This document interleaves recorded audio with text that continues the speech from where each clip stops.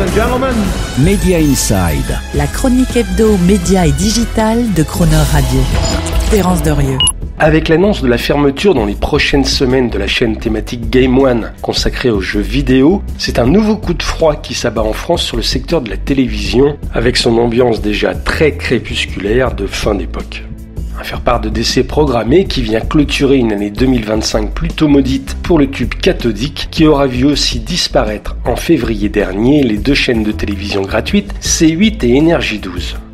Et à y regarder de près, il est étonnant de constater à quel point ces trois chaînes ont pu être mises à mort sans se voir accorder la moindre chance de survie et suite à des décisions sans appel d'actionnaires dont Media Inside ose interroger ici l'intelligence business et le bien fondé économique.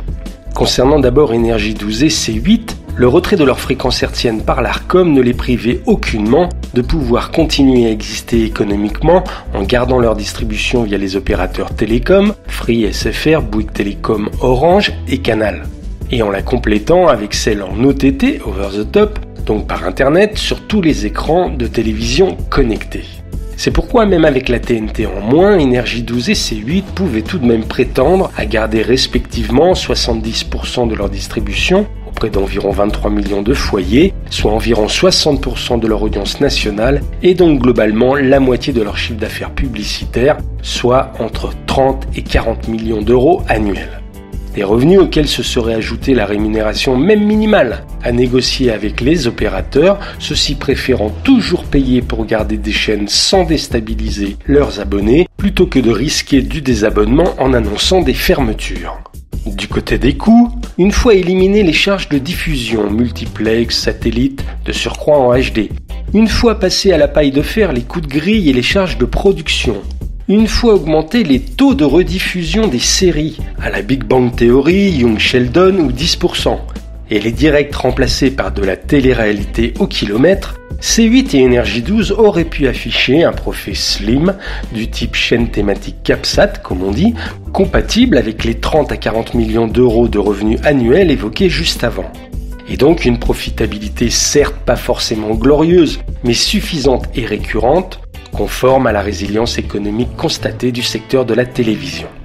Une profitabilité d'autant plus sécurisée par l'intégration de C8 et de Énergie 12 à un pôle télévision au sein de Canal+ et de Énergie Group, rassemblant plusieurs autres chaînes TNT et CapSat et permettant tout à la fois synergie, optimisation, partage des coûts et maximisation des revenus. Concernant Game One, c'est la même logique stratégique qui devrait s'appliquer. Arrêt de la distribution par satellite, grille de rediffusion, mutualisation exacerbée des moyens.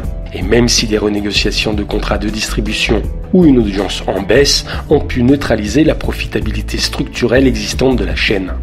Mais le problème pour C8 et Énergie 12 est qu'aucune expertise ou compétence stratégique n'a su convaincre leurs actionnaires respectifs de la validité de ces plans de restructuration défensifs précités.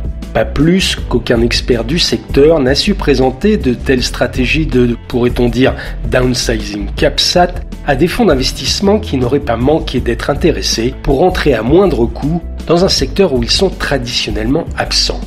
C'est aussi l'absence d'une chaîne d'expertise et de compétences qui a sûrement fait défaut chez Paramount à la suite de l'arrivée du nouveau propriétaire David Ellison Skydance et du changement de tout le management historique de l'équipe sortante de Shari Redstone, dans la plus pure tradition de spoil system à l'américaine. Plus personne n'ayant d'historique ou d'expérience pour plaider auprès de la nouvelle suite corporate ou C-Suite à New York, pourquoi il fallait sortir des logiques de cuts consistant à couper des têtes et supprimer activités et marques en local et donc ne pas fermer des business rentables, voire même revendables comme Game One. Et puis enfin, il y a le jeu politique habituel, propre à toutes les organisations humaines et auquel les entreprises, même capitalistes, n'échappent pas.